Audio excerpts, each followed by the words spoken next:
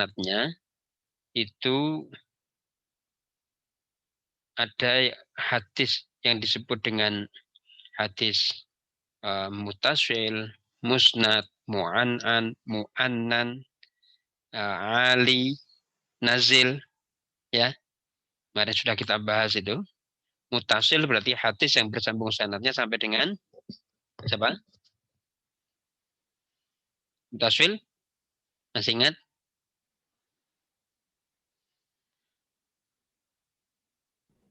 Yuk.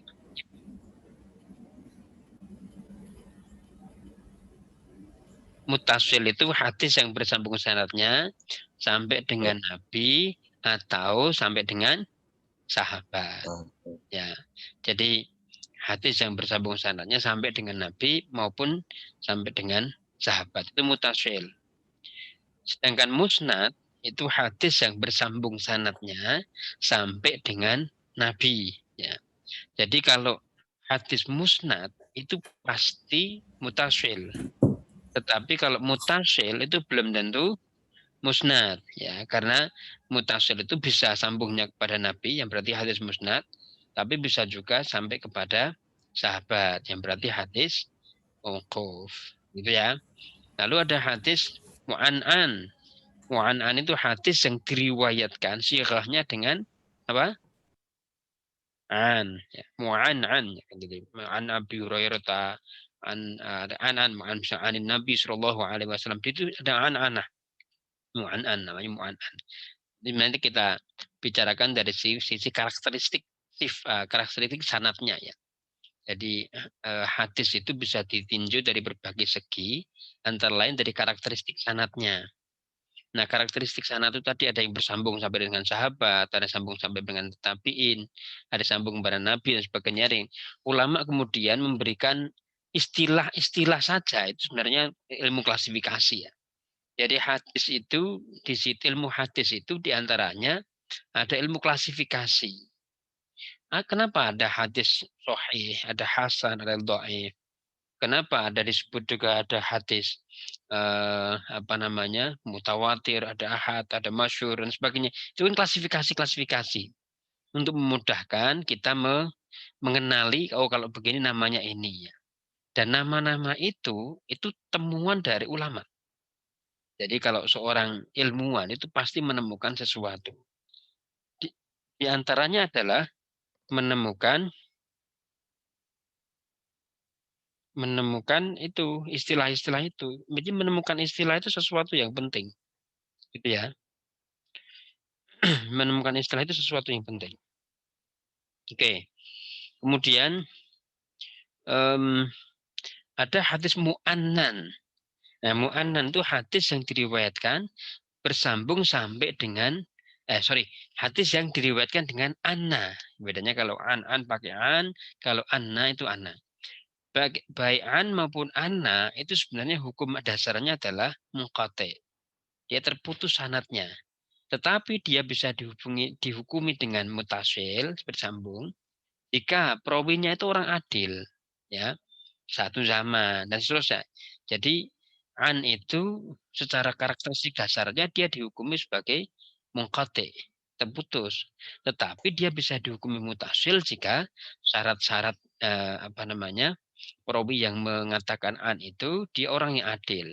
Dia tidak mudalis, ya, tidak menyembunyikan kecacatan dan seterusnya. Ya, saya kira itu eh, di antara hukum dari mu'an'an dan mu'annan. Nah, kemudian kita kenal kemarin namanya hadis ali dan hadis nazil, ya gitu ya. Ali itu secara bahasa kan tinggi. Logika hadis itu kan semakin panjang sanatnya, itu sebenarnya logika komunikasi. Semakin panjang kita mata rantai komunikasi, itu kan kemungkinan salah semakin besar. Sehingga itu menjadi nazil.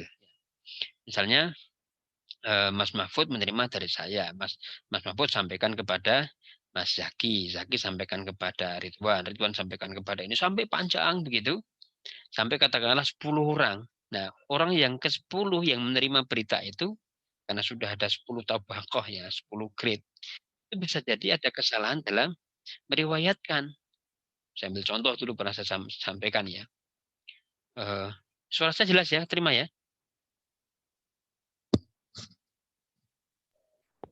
Jelas.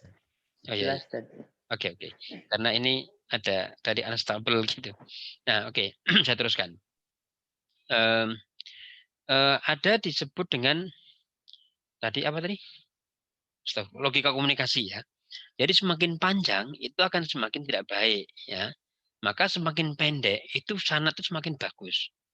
Dalam istilah sanad itu ada istilah as-silsilah az-zahabiyah. Rangkaian sanad emas. Dan salah satu contohnya adalah dari diriwayatkan oleh Imam Malik, dari Nafi', dari Ibnu Umar, dari Rasulullah. Ini tiga ya. Itu sanad terbagus, terbaik. Sanad terbaik. Bukan di Bukhari, karena Bukhari tidak mungkin punya sanad terpendek. Karena Bukhari jaraknya dari Rasulullah, Imam Bukhari itu panjang, 200 tahun. Tapi kalau Imam Malik pendek. Ya. Sehingga Imam Malik menerima dari Nafi', Imam Nafi' ya, Imam Nafi' itu menerima dari Ibnu Umar. Dan Imam Nafi' itu sebenarnya statusnya sebagai pembantunya Abdullah ibnu Umar. Abdullah ibnu Umar itu anaknya Umar bin Khattab yang juga sahabatnya Rasulullah. Itu pendek sekali hadisnya. Maka disebut dengan as-silsilah az-zahabiyah. Ya. So, kalau syukuhnya apa namanya? Mbah mudhafalah ya silsilah az-zahab. Jadi kalau bentuknya natma itu dengan as-sil az-zahab. Saya teruskan. Ya. Jadi semakin pendek semakin bagus sehingga disebut dengan sanad Ali. Yang panjang disebut dengan nazil. Nah, gitu ya. Nah, sekarang yang terakhir kemarin sudah kita bahas tentang al-musalsal. Musalsal itu ringkasnya begini. Ya, saya review kembali ya. Musalsal itu hadis yang cara periwayatannya itu sama. Dari Nabi sampai dengan perawi terakhir itu cara meriwayatkan sama. Arah itu bisa dikauli, bisa difi'li sekaligus. Maka ulama itu mengklasifikasi hadis musalsal itu ada 3 macam. Ya. Ada musalsal bi apa namanya bisifatir ruwati, sifat perawinya seperti apa. Jadi kalau kita sebut sifat dalam konteks ini itu bukan sifat seperti ya kalau kita pahami oh sifatnya pemalas, sifatnya bukan itu. Tapi sifat itu karakteristik atau eh, apa ya sebutannya. Misalnya begini, nanti Anda akan tahu ketika contohnya dimasukkan sifat itu apa. Jadi Rasulullah itu kadang ketika menyampaikan sesuatu itu dibarengi dengan gerak tubuh atau gerak anggota badan yang kalau tidak diikuti dengan itu nggak terpahami sehingga perawi-perawi berikutnya itu ketika meriwayatkan itu biasanya akan mengikuti itu. Dan kita contohkan misalnya um, ana waka fil yatimi kahataini. Nah, sebut hata ini itu pasti beliau menunjukkan 2 jari tengah dan jari telunjuk, kan gitu ya. Nah, kahata inilah sebutan kahata ini itu nanti perawi-perawi berikutnya ketika meriwayatkan hadis itu pasti juga akan melakukan yang sama, yaitu menyebut kahata ini dengan 2 jari tadi, kan gitu ya. Itu musalsal. Nah, sifati ruwati, bagaimana perawi itu memeragakan atau menyampaikan cara periwayatan yang sama, itu satu, bisa terjadi secara kauliyah. Karena Rasulullah sebelum menyampaikan sabdanya itu mengatakan sesuatu yang itu akan diikuti oleh sahabat-sahabat berikutnya. Dan contohnya itu selalu kita sampaikan contohnya itu misalnya begini. Rasulullah ketika menyampaikan sabdanya itu kepada Mu'az bin Jabal ya. Ya Mu'az, inilah uhibbuka wahai Mu'az, aku minta kamu Mu'az, aku senang sama kamu Mu'az ya. Kul fi kulli duburi sholatin Allahumma a'inni ala dzikrika wa syukrika wa husni ibadatika. Itu cara Rasulullah menyampaikan sabdanya kepada Mu'az. Nah, kata-kata inni uhibbuka itu nanti diulang oleh perawi berikutnya. Mu'az ketika mengajarkan kepada muridnya itu mengatakan ini uhibbuka. Muridnya Mu'az bin Jabal ketika menyampaikan berikutnya itu juga ini uhibbuka.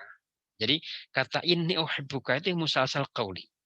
Musalsal bisifatir ruwati al qauliyah. Nah, itu ya.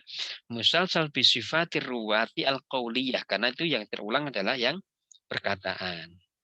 Paham ya sampai situ ya? Oke. Ada yang musalsal bi sifatir ruwati al-fi'aliyah. Yang berupa perbuatan Rasulullah. Musalsal bisifati al-qauliyah. Bisifatir ruwati al-qauliyah. Ya. Misalnya eh, kalau contohnya di situ itu pembacaan surat Sof ya. Fakat tasal salah biqawli kulli rawin faqara'aha fulanun hakadha. Nah, faqara'aha fulanun hakadha itu diperagakan sesuatu ya. Diperagakan, memperagakan. Itu saat tadi hata ini, kahata ini tadi jelas itu kalau fi'liyah ya. Bisifatir ruwati al-fi'liyah. Jadi Rasulullah ketika mengatakan sesuatu itu dengan gerakan tubuh yang gerakan tubuh itu akan terikuti oleh perawi-perawi berikutnya. Kemudian yang ketiga ada disebut dengan musalsal bisifatir ruwati al-qauliyah wal fi'liyah. Ya, al-qauliyah wal fi'liyah ma'an. Ya, jadi sekaligus. Misalnya musalsal bi ahwali ya, bi ahwali ruwati. Aduh, 12.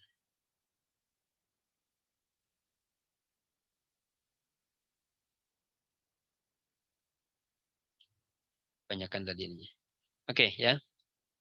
Jadi musalsal bi ahwalir ruwati al-qauliyah, musalsal bi ahwalir ruwati al-fi'liyah. Ada musalsal bi ahwalir ruwati al-fi'liyah wal qauliyah. Kepencet. Jauh banget tentunya. Nah, bisifati bi ahwalir ruwati al-qauliyah wal fi'liyah ma'an. Jadi sekaligus. Jadi kita contohkan, contohnya misalnya la yajidul abdu halawatal imani hatta yu'mina bil qadari khairihi wa syarrihi murrihi wa khalwihi. Ya. Rasulullah mengatakan begitu. La yajidul abdu halawatal imani hatta yu'mina bil qadari khairihi wa syarrihi halwihi wa murrihi. Nah, kemudian Rasulullah wa qabada Rasulullah ala lihiyatihi wa qala. Jadi beliau habis bersabda begitu, itu beliau memegang janggutnya ya sambil begini, kemudian sambil mengatakan amantu bil qadari khairihi wasyarrihi hulwihi umrihi. Nah gitu ya. Jadi beliau mengatakan itu sambil memegang jenggotnya dan berkata amantu bil qadari khairihi wasyarrihi hulwihi umrihi. Dan itu nanti akan diikuti oleh perawi-perawi berikutnya. Jadi perawi-perawi berikutnya itu nanti akan mengikuti apa yang sudah diperagakan Rasulullah tadi itu sambil mengatakan sesuatu dengan musalsal bi ahwalir ruwati al-qauliyah wal fi'liyah ma'an ya. Sorry ini tadi salah baca saya. Yang kedua ini musalsal bi sifatir ruwati ya. Imal qaliyah atau imal fi'liyah ya. Nah, yang tadi sudah kita jelaskan ya. Yang terakhir itu musalsal bisifatir riwayah. Nah, sifat riwayah itu satu bisa siagul ada. Jadi yang musalsal itu dari masa Nabi sampai dengan masa berikutnya itu dengan siagul ada. Siagul ada itu lafaz tahammul, lafaz menyampaikannya ya. Kan ada sami itu akhbarun hadasana ambaan dan seterusnya itu. Nah, lafaz itu menjadi terulang. Rasulullah sahabat ketika mendengar menyampaikan berita Rasulullah itu mengatakan sami itu misalnya, sami itu Rasulullah misalnya. Nah, muridnya sahabat tabiin ketika mendengar dari sahabat itu mengatakan sami itu. Nah, sami itu, kata sami itu yang terulang sampai dengan itu, maka disebut dengan musalsal bisyahil ada. Maka ini disebut dengan sifat riwayatan bisifat riwayah. Di adaul hadis itu kan lafaz siyaghah. Siyaghah itu kan sirah ya. Sirot. Sirot itu apa? Ungkapan atau lafaz yang diucapkan untuk menyampaikan sebuah hadis ya. Yang kedua, musalsal bizaman riwayah. Misalnya hadis yang diriwayatkan pada hari Aid, Yaumul Aid. Maka hadis itu akan diriwayatkan relevannya ketika pada masa sholat pada Aid itu. Ya, jadi itu bisifati bizaman riwayah. Jadi terikat dengan tempat. Yang ketiga musalsal bimakan riwayah, tempat periwayatan. Ya, doa bijabati doa fil multazam ya, di multazam. Yaitu misalnya doa doa yang diajarkan Rasulullah di multazam, maka musalsalnya hadis tadi itu diucapkannya ketika di multazam, kan gitu diajarkannya. Itu kira-kira review kita terhadap hadis-hadis berdasarkan sifat sanadnya. Nah, anak-anakku sekalian, ini saya tidak bisa lama ya, mungkin karena ini saya jam 8 harus masuk ruangan dan sekarang sudah jam 8 kurang 2 menit. Mungkin terpaksa kita harus stop. Insya Allah kita teruskan. Nanti saya share dalam bentuk video ya. Mungkin saya YouTube kan, terus kemudian saya share kali. Yang kemarin sudah saya share juga ya, saya lupa untuk videonya. Sering nggak ya,